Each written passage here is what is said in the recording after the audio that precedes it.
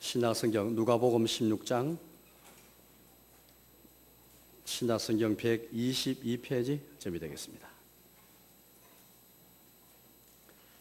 16장 1절에서 13절까지를 제가 봉독하겠습니다. 또한 제자들에게 이르시되 어떤 부자에게 청지기가 있는데 그가 주인의 소유를 낭비한다는 말이 그 주인에게 들린지라. 주인이 그를 불러 이르되 내가 내게 대하여 들은 이 말이 어찌 됨이냐. 너가 보던 일을 세마라. 청지기 직무를 계속하지 못하리라 하니 청지기가 속으로 이르되 주인이 내 직분을 빼앗으니 내가 무엇을 할까. 땅을 파자니 힘이 없고 빌어먹자니 부끄럽구나. 내가 할 일을 알았도다. 이렇게 하면 직분을 빼앗긴 후에 사람들이 나를 자기 집으로 영접하리라 하고 주인에게 빚진 자를 일일이 부르다가 먼저 온 자에게 이르되 너가 내 주인에게 얼마나 빚졌느냐. 말하되 기름 100말이니이다. 이르되 여기 너 정서를 가지고 빨리 앉아 50이라 쓰라 하고 또 다른 이에게 이르되 너는 얼마나 빚졌느냐. 이르되 밀 100석이니이다. 이르되 여기 너 정서를 가지고 80이라 쓰라 하였는지라. 주인이 이 옳지 않은 청지기가 이를 지혜 있게 하였으므로 칭찬하였으니 이 세대의 아들들이 자기 시대에 있어서는 빛의 아들들보다 더 지혜로움이니라. 내가 너희에게 말하노니 불의의 재물로 친구를 사귀라. 그리하면 그 재물이 없어질 때에 그들이 너희를 영주할 처소로 영접하리라. 지극히 작은 것에 충성된 자는 큰 것에도 충성되고 지극히 작은 것에 불의한 자는 큰 것에도 불의하니라. 너희가 만일 불의한 재물에도 충성하지 아니하면 누가 참된 것으로 너희에게 맡기겠느냐. 너희가 만일 남의 것에 충성하지 아니하면 누가 너희의 것을 너희에게 주겠느냐. 집 하인이 두 주인을 섬길 수 없나니 혹 이를 미워하고 저를 사랑하거나 혹 이를 중히 여기고 저를 경히 여길 것임이니라. 너희는 하나님과 재물을 겸하여 섬길 수 없느니라. 아멘.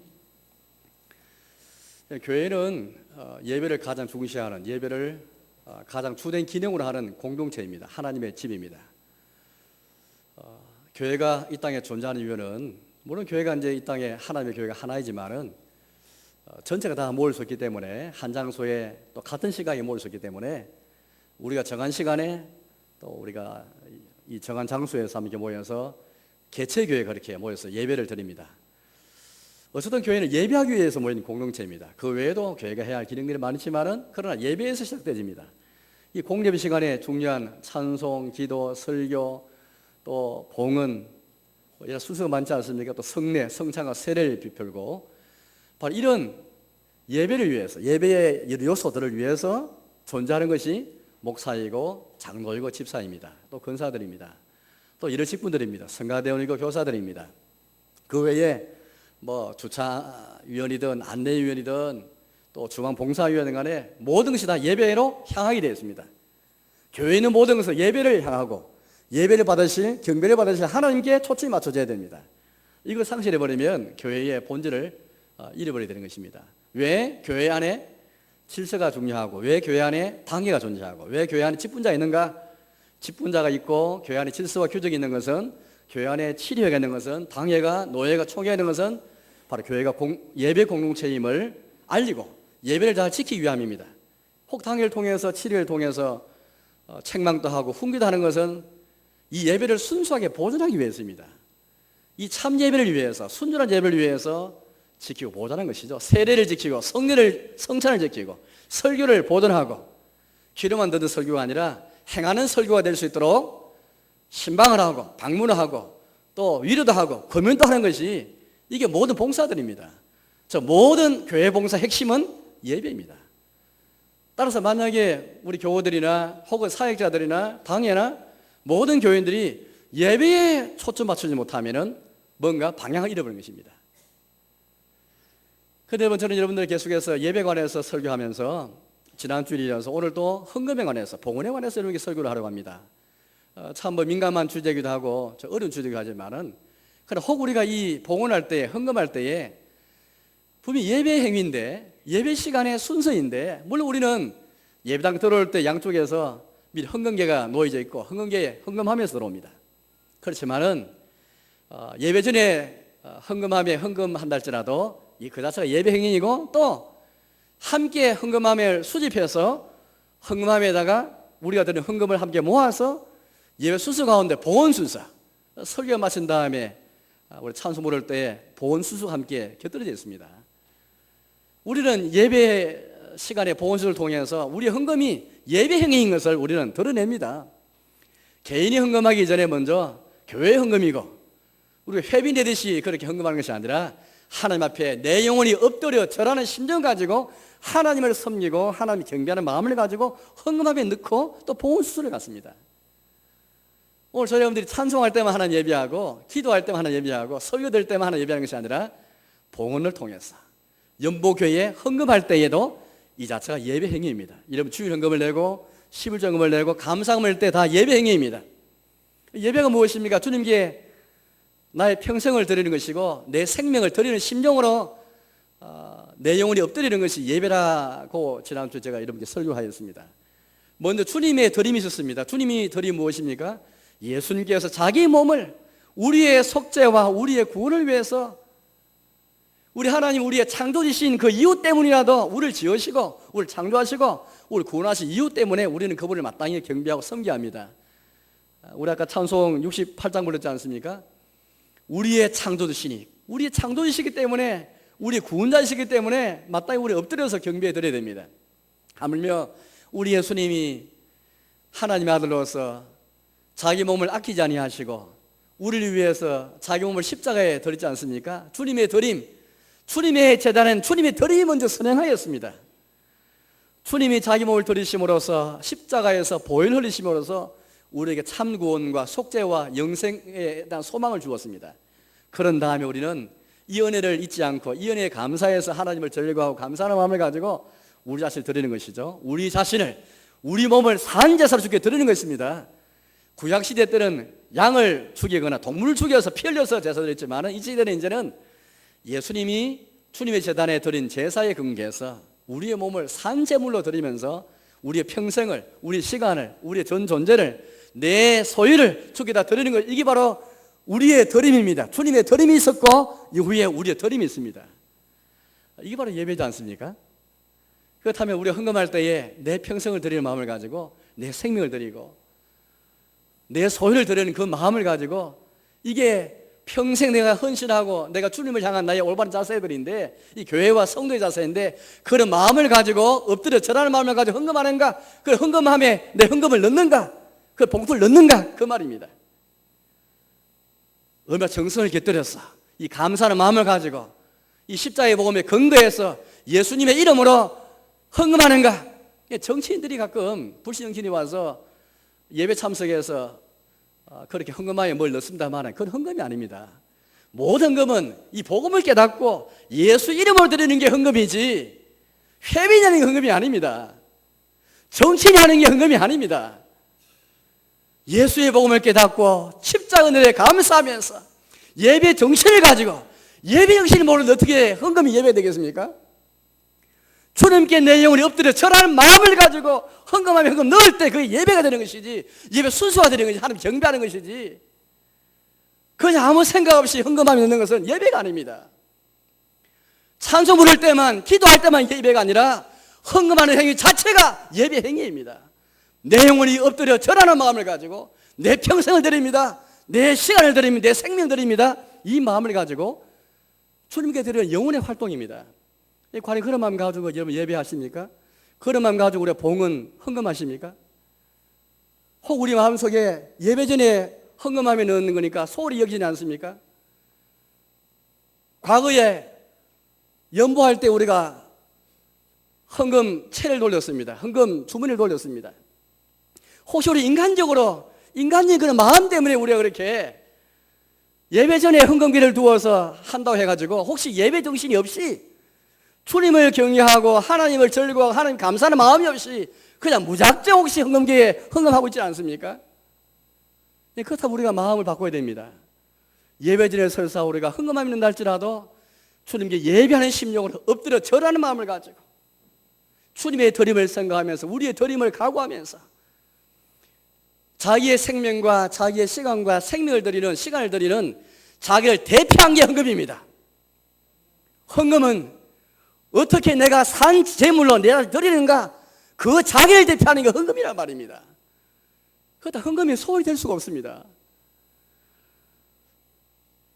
두 번째는 이 헌금의 자세라는 것은 교회 헌금입니다. 우리 개인의 헌금 이전에 교회가 함께 드리는 헌금입니다. 물론 개인이 감사할 제목이 있어가지고 감사 헌금 경우에는 또 서운하는 그런 헌금 같은 것은 개인 헌금일 수 있지만은 주일 헌금이나 11조 헌금이나 전도 헌금이나 성경 같은 것은 교회가 함께 내 개인이 내는 게 아니고 내 개인이 내지만은 내 개인 이름을 드러내지 아니하고 교회 이름으로 교회가 함께 모여서 드리는 것입니다.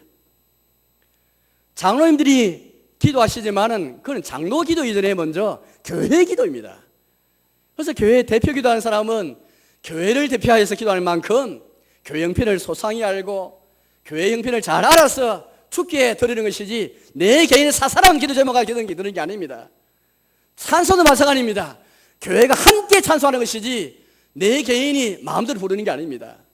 개인 찬송이 아닙니다. 공립에 시한 찬송은 교회가 회립에 회중이 함께 드리는 찬송이기 때문에 함께 박자다 맞추고 같은 마음을 가지고 같은 생각으로 드리는 회중 찬송입니다. 기도 역시 누가 우리를 대표해서 기도하지만 같은 마음을 가지고 아멘 하면서 기도하는 것이죠. 헌금 역시 마찬가지입니다.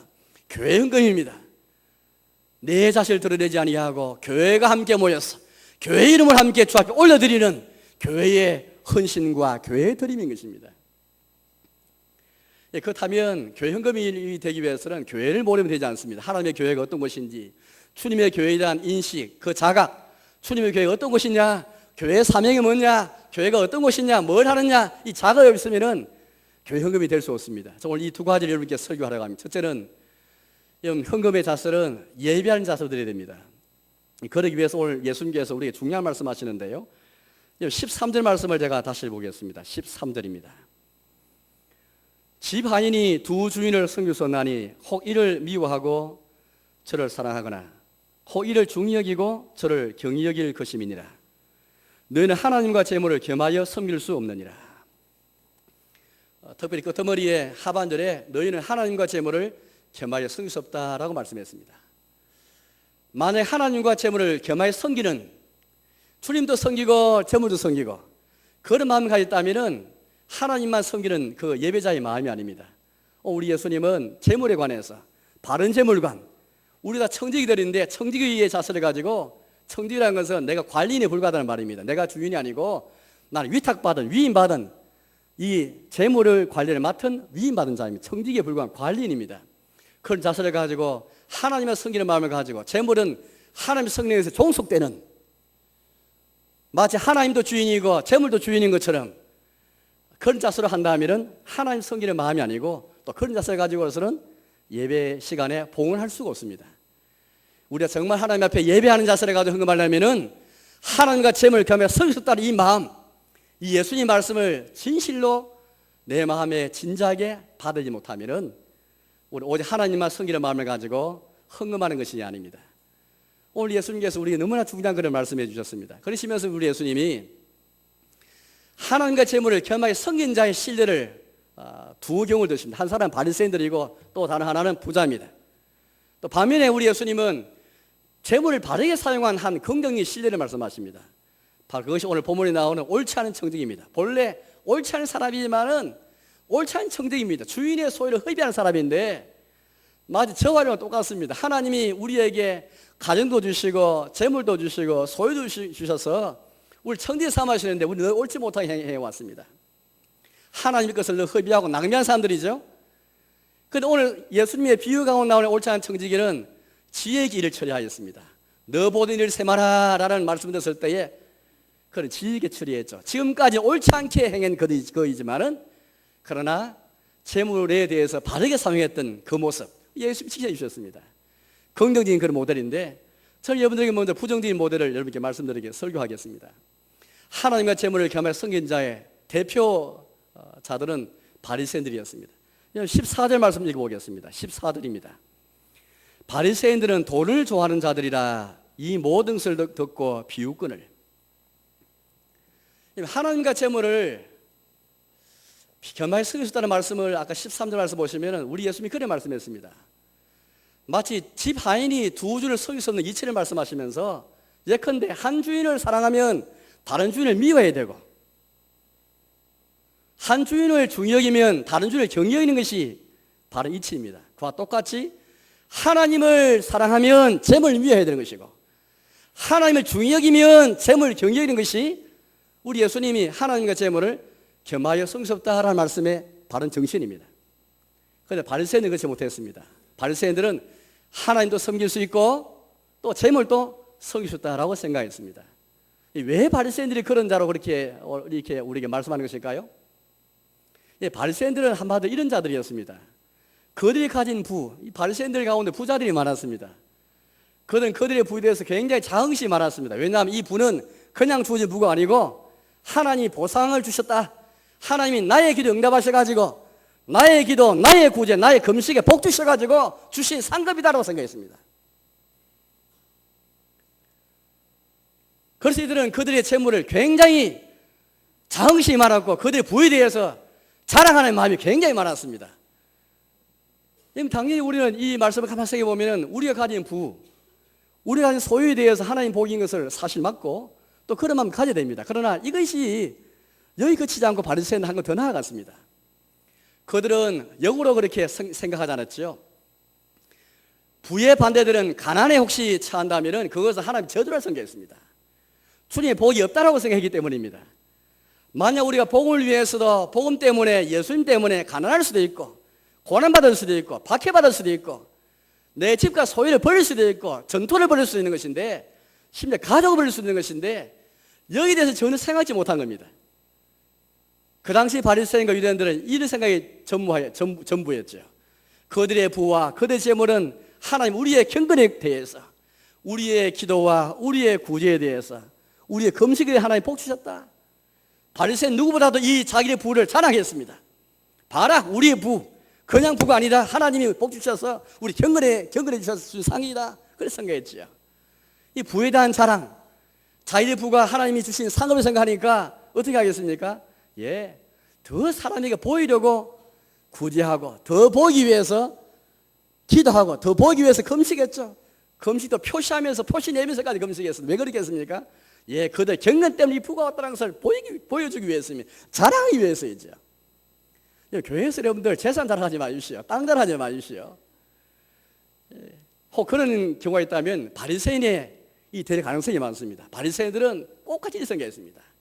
나의 경건에 대해서, 내 기도에 대해서, 내 구에 대해 하나님 주신 상급이다, 복에 대해서 생각하며 자랑했습니다. 그것 때문에 더 남에게 보이기 위해서. 왜 보입니까? 이 기도 때문에 기도할 때도 많은 사람이 있는 가운데 기도하기 원했죠. 조용하게 기도하기 원치 않았습니다.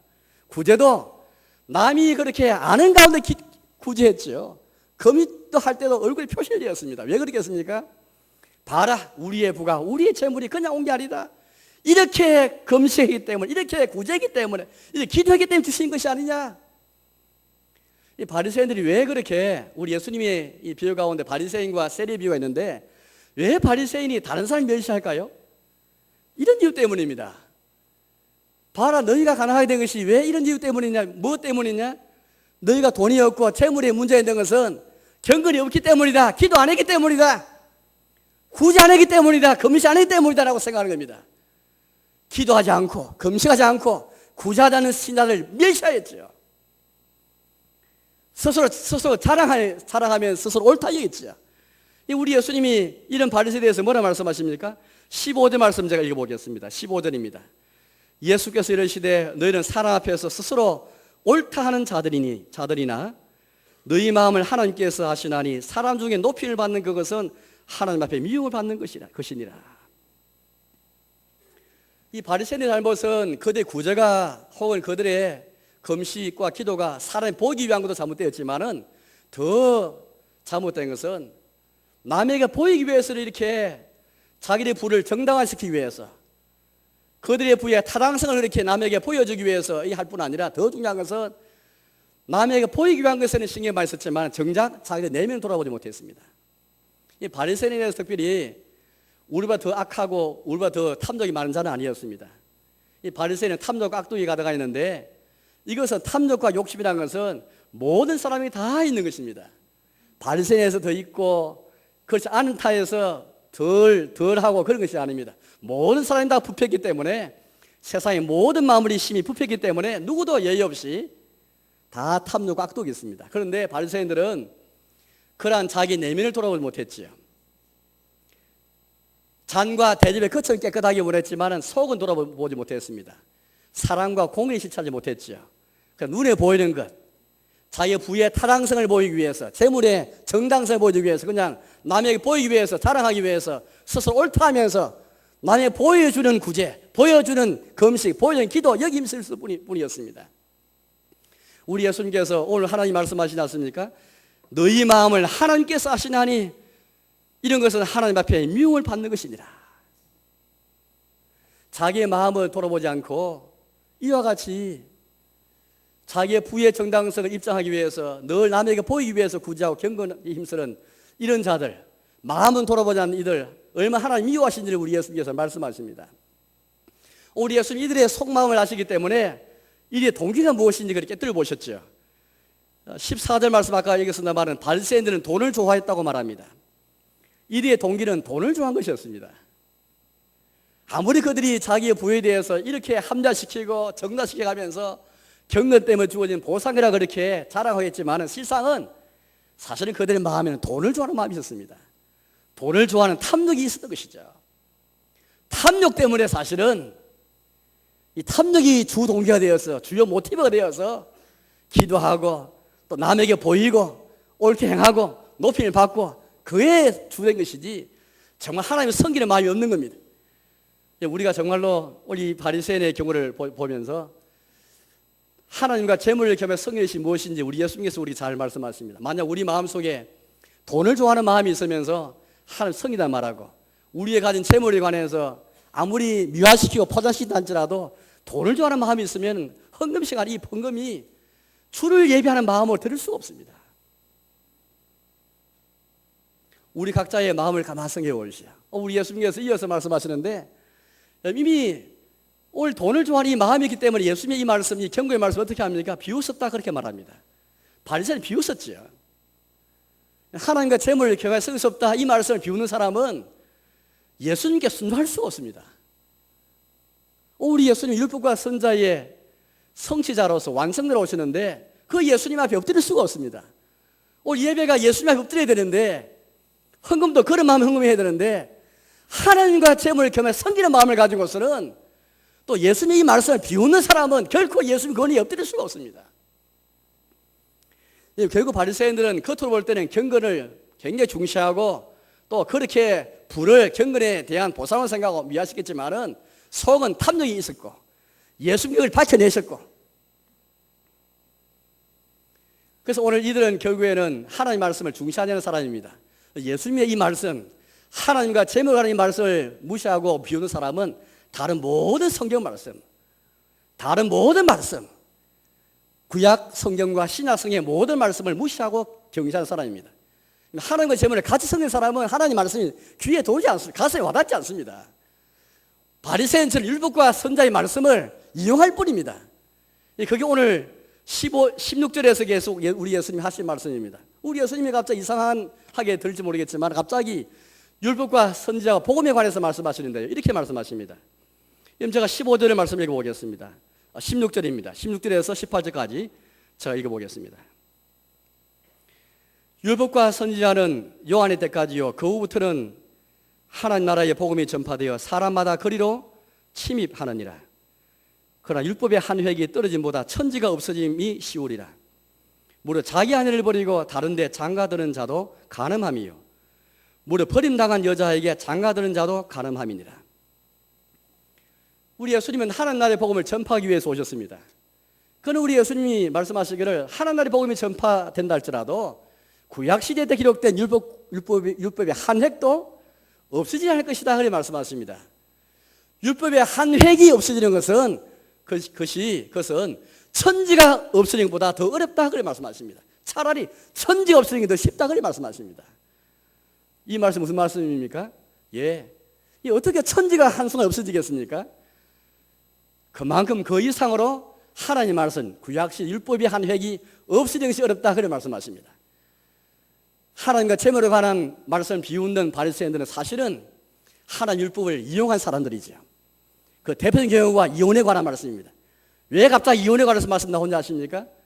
그 당시 바리새인이나 유대인들은 여자들 경시하였습니다. 쉽게 아내를 버렸습니다. 이혼 정서만 써주면 아내를 버렸습니다. 합법적으로 버렸습니다. 하나님 율법에 타당하게 정했습니다. 신명기 말씀에 이혼 정서를 써주면 아내를 버릴 수 있다는 말씀을 이용해가지고 정서 주고 얼마든지 아내를 버렸습니다. 그럼 오늘 예수님이 뭐라 말씀하십니까? 이혼에 관해서 엄격한 규정을 말씀하시죠. 아내를 버리고 다른 데 장가드는 자다. 아무리 정서를 선도할지라도 아내를 버리고 다른 데 장가드는 사람은 가늠하는 것이다.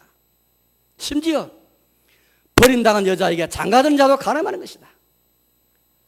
하나님은 우리 예수님은 높은 제7계명에 관해서 높은 규정을 말씀하십니다.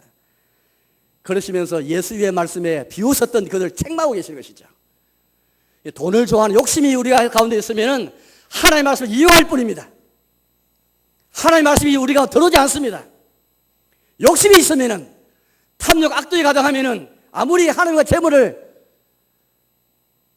재물에 관한 말씀을 바르게 받지 못하면 아무리 하나님의 말씀을 내가 받나 할지라도 그 말씀이 내 귀에 들어오지 않습니다. 욕심이 있기 때문이죠. 오늘 바리새인이 그런 사람들입니다. 하나님과 재물을 이렇게 말 성실하다는 그런 주장을 하면서 경건도 포장하면서 자기네 부를 경건에 대한 그런 보상을 생각하면서 또 율법에 대해서 이혼정서 써주는 율법을 지켰다는 그런 포장 안에서 교묘하게 율법을 정신을 저버리는 하나님의 말씀을 이용하는 그들의 비웃는 이들의 속을 우리 주님이 간파하시고 말씀하는 것이죠. 두 번째, 우리 예수님께서 하나님과 재물을 겸하여 섬기는 두 번째 시대는 부자로 우리에게 말씀하십니다. 우리가 너무 잘 아는 부자와 거지 나사로의 비유죠. 19절 말씀 제가 읽어보겠습니다. 19절입니다. 한 부자가 있어 자색 옷과 고운 베옷을 입고 날마다 호화롭게 즐기더라. 부자가 있습니다. 자색 옷을 입었습니다. 고운 베옷을 입었습니다. 아마 이 옷들은 혹시 그 사람이 가진 사회적인 지위를 말하고 있는지 모르겠습니다. 그 자체가 문제될 게 없습니다. 날마다 호화롭게 잔치를 벌였다, 즐기더라, 이 말씀도 혹시 우리가 그렇게 그리 급하게 변할 이유는 없습니다. 오늘 왜 예수님이 이 부자를 가르쳐서 하나님의 재물을 겨우 섬긴 신론을 말씀하는 것일까요? 그러니까 부자이기 때문입니까? 그렇지 않습니다. 부자가 죄가 아닙니다. 부자 되는 게 잘못된 게 아닙니다. 그가 이런 옷을 입은 자체가 잘못된 게 아닙니다. 호화롭게 즐기는 그 자체도 생각해봐야 되겠지만은 그 자체는 문제가 될 수 없습니다. 문제는 그 다음입니다. 그 다음 20절 말씀 읽어보겠습니다. 그런데 나사로라 하는 이름하는 한 거지가 헌대투성이로 그의 대문 앞에 버려진 채 그 부자의 상에서 떨어지는 것으로 배불리려 하며 심지어 개들이 와서 그 헌대를 하더라. 부자의 대문 앞에 거지 한 사람이 버린 채 놓여져 있습니다. 아마 사람들이 그 대문 앞에 그렇게 둔지도 모르겠습니다. 부자의 상에 떨어진 것으로 그렇게 연명하는 사람이었죠. 개들이 와서 상처를 핥을 정도로 그렇게 이 사람의 모든 게 다 곤관증인가 이르렀습니다. 상상해 보십시오. 무엇이 문제입니까? 부자에서 문제였습니까? 그렇지 않습니다. 이 부자의 대문 앞에 거지에 있는 것 자체가 모순인 것입니다. 구약시대 때 이스라엘 백성들에게는 중요한 그런 사상이 있습니다. 바로 언약 사상입니다. 하나님의 동일한 언약 안에서 모든 이스라엘 사람은 한 형제입니다. 한 가족들입니다. 그래서 우리 하나님께서 말해 주셨습니다. 너희가 추수할 때에 너희 동포 가운데 가난한 사람과 고아들을 위해서, 나그네를 위해서 다 추수하지 말라. 남겨둬라 말씀하셨습니다. 그 가난한 형제와 고아된 나그네 형제를 위해서 남겨두라는 것이죠. 그의 구약의 정신이 율법의 정신입니다. 그러나 오늘 이 부자는 이스라엘 가운데 머무는 사람이 아니었죠. 그는 부자였을 뿐이지 이스라엘 가운데 사는 형제가 아니었습니다. 그 대문 앞에 있던 그 거제는 바로 그의 형제였는데 형제에 나가지 못했죠. 그 형제에게 손을 내밀지 못하였습니다. 바로 이게 바로 문제였습니다. 그래서 그는 하나님과 재물을 겸하여 성인 자였죠. 그 증거는 우리가 그 다음 이어서 말씀 보니까 금방 알 수가 있습니다. 왜냐하면 그가 부자가 죽어서 간 곳은 음부였습니다. 음부에서 고통당하는 모습을 우리에게 잘 보여주고 있습니다. 23절 말씀입니다. 그가 음부에서 고통 중에 눈을 들어 멀리 아브라함과 그의 품에 있는 나사로를 보고 그 부자가 하나님과 재물을 겸해 섬긴 그 신뢰로서는 분명한 것은 마치 그의 말로가 음부에서 고통하는 모습을 볼 때에 그 어떤 자인 걸 그렇게 알 수 있는 것입니다. 하나님과 재물을 겸해 섬긴 자이죠. 아마 그는 날마다 호락하게 잔치하면서 옷을 입으면서 그의 마음속에 봐라, 내가 경건이기 때문에 부자가 아니냐, 나는 부를 절기하고 누리할 자격이 있다, 특권이 있다, 하나님 내 기도에 응답하셨고 내 구제 금식에 응답하셨다라는 생각이 들으신지도 모르겠습니다. 그리고 우리 예수님 오늘 이 비유 말씀하시면서 이 거지 이름을 특히 적시하시는데요, 그 거지 이름은 우리가 아는 것처럼 나사로입니다. 우리 예수님 왜 비유를 드시면서 왜 이름을 드실까요? 왜 이름 말씀하실까요? 나사로 이름은 굉장히 중요한 이름입니다. 구약성경에 보니까 엘레셀이라는 이름이 나오는데, 엘레셀 이름이라는 것은 하나님이 도우시는 자라는 뜻입니다. 그러니 나사로는 말은 엘레셀의 준말입니다. 저 나사로라는 뜻은 하나님이 도우시는 자, 하나님이 돕는 자, 그런 뜻입니다. 우리 이 이름을 통해서 우리는 알 수 있는 것은 나중에 나사로의 말로를 볼 때 우리는 나사로가 찬 그의 가난이, 나사로의 가난이 그의 경건 때문에 주어진 것을 알 수 있는 것입니다. 우리 예수는 이 비유를 통해서 그가 가난했지만은 경건한 나사로를 말씀하시고, 부자했지만 경건치 못한 하나님의 재물을 겸해 섬긴 신리로서 부자를 그렇게 말씀하고 계시는 것입니다. 아브라함의 말을 통해서 우리가 또 확인할 수 있죠. 아브라함의 품에 나사로 안기는데요, 아브라함이 이렇게 이제 말했습니다. 25절을 제가 읽어보겠습니다. 25절입니다. 아브라함이 이르되 예, 너는 살았을 때에 좋은 것을 받았고 나사로는 고난을 받았으니 이것을 기억하라. 이제 그는 여기서 유료를 받고 너는 괴로움을 받느니라. 경건한 나사로, 비록 가난했지만 경건하던 나사로, 그에게 전혀 도움을 주지 못했던 그 부자, 하나님의 재물을 함께 섬긴 사람이었죠. 진실로 하나님을 섬긴 사람이 아니었습니다. 이것 때문에 음부의 고통을 받고 있고, 또 이 비유에서 이렇게 말합니다. 너는 살았을 때에 좋은 것을 받았고, 항상 좋은 것을 받았을 뿐이지 나사로를 위해서 희생하거나 나사로를 위해서 뭔가 구제하거나 뭔가 고난을 받거나 하나님 나라와 복을 위해서 율법에 순종하기 위해서 희생한 흔적이 전혀 없는 것입니다. 바로 이것이 하나님과 재물을 겸해 성인 자의 신뢰인 것입니다. 이제 우리 예수님께서는 재물을 바르게 사용한 옳지 않은 청지기의 비유를 말씀하시면서 그 긍정적인 모델을 말씀하십니다. 본래 옳지 않은 청지기였습니다. 제 주인의 소유를 흡입한 사람이었죠. 그렇지만은 너 보디를 세마라라는 말씀이 주었을 때에 그는 정신 바짝 차리고 재물을 바르게 사용했습니다.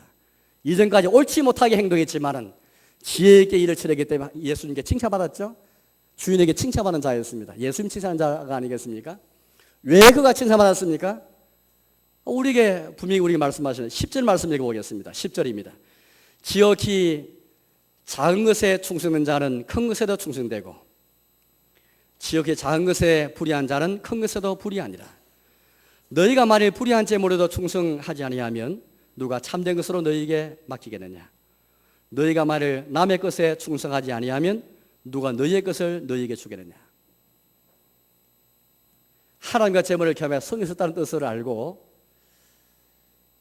이 재물을 바르게 사용한 것인데, 큰 것과 작은 것, 남의 것과 너희의 것, 참된 것과 거짓 것, 이것을 잘 대비해서 상대화시키는 사람이었습니다.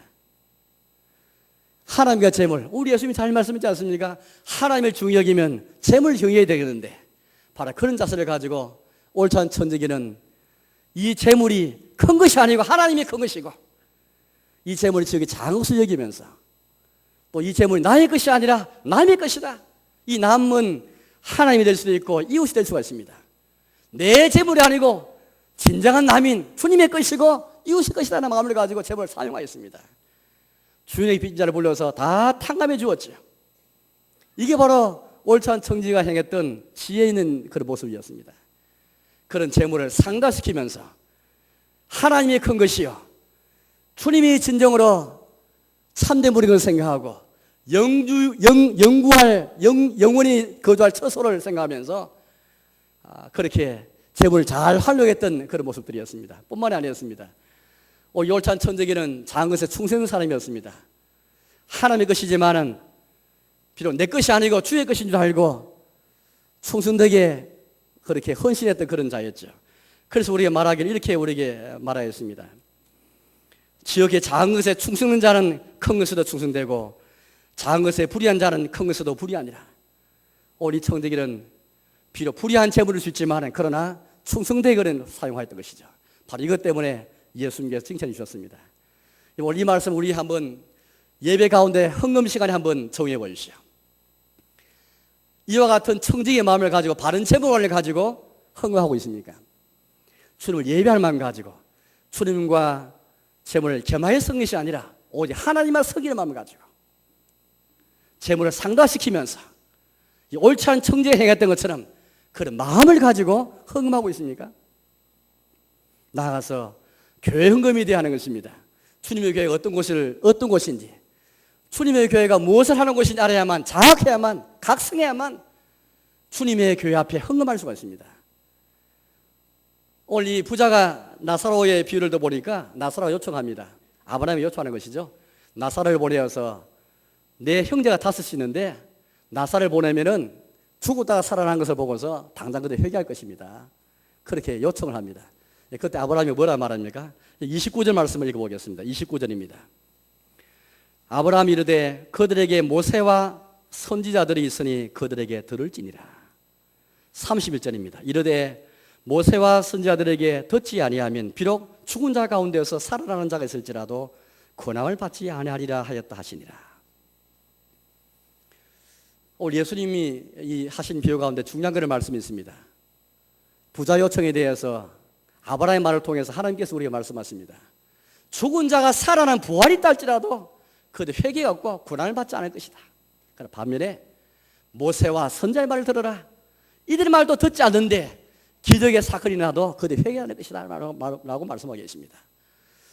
그렇다고 여러분 오늘 이 말씀 가운데 우리가 한번 눈여겨봐야 할 것은 교회의 사명이 있습니다. 교회의 사명은 기적 일으키는 것보다도 하나님의 말씀을 신실하게 들려주는 것입니다. 모세와 선지자의 글을 잘 들려주는 것입니다. 주일마다 일상생활에서 설교를 통해서 우리의 전도를 통해서 선교를 통해서 주님의 교회에서 이 강단에서 성도 가는 곳마다 교회 이름으로 예수 그리스도 이름으로 복음을 전파하는 것, 모세의 글을 전파하고 선지자의 글을 전파하는 것. 하나님의 말씀은 살아있기에 능력의 말씀이기 때문에 진리의 말씀이기 때문에 하나님 입에서 나올 말씀이기 때문에 이 말씀이 우리를 회개에 이르게 하고 진리에 이르게 하고 구원에 이르게 하기 때문인 것입니다. 기적이 우리를 변화시키지 못합니다. 아무리 부활의 사건이 있어도 그 자체가 우리를 변화시키지 못합니다. 정말로 심령이 변화되는 것은 새 사람이 되는 것은 예수님 안에서 하나님의 말씀을 들을 때입니다.